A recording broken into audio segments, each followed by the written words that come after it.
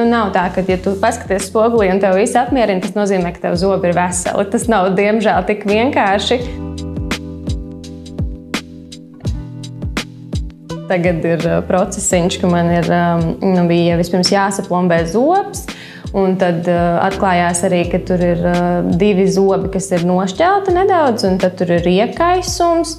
Un tagad viens zobs pat bija rezultātā jāizrauj. Tā kā tāds šobrīd garāks tas ceļš līdz tam Holivudas smaidam ir pavērsies. Tas patīkamais atnākot tieši uz šo klīniku bija tas, kad mana ārsta Antuņina, viņa varēja just, ka viņa uzreiz iedziļinās ļoti. Un vispār tad, kad tika pieņemti tālāk tie lēmumi par to ārstēšanas procesu, tur, man liekas, iesaistījās kopā kaut kādi 5 ārsti. Man tiešām bija sajūta, ka tas nav tāds paviršs lēmums, kas tiek tā ātri ķeksīša pēc, tāpēc, ka jādara izdarīts, bet tiešām, ka ir tāda iedziļināšanās un tā mana zobu veselība ir tā kā vērtība, un ka mani uzskata par vērtīgu foršu cilvēku, kuram vajag izdarīt un izvēlēties to labāko scenārijā. Aigai tika veikta pilna zobu pārbaude ar rengeniem.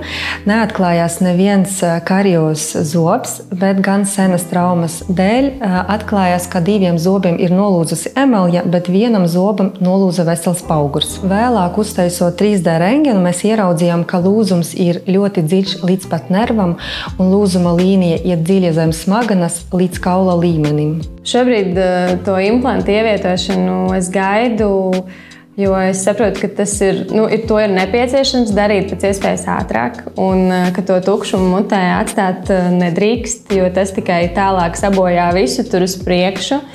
Tāpēc tagad es zinu, ka ir labāk neatlikt un ir labāk rīkoties uzreiz. Jāatzīst, ka tā kā es neregulāri apmeklēju zobārstu, tad šī pieredze man patīkami ir pārsteigusi, cik viegli īstenībā tas viss notiek, un ka nav no kā baidīties, un ka labāk tiešām ir sakārtot un dzīvot ar veselīgu, skaistu smaidu.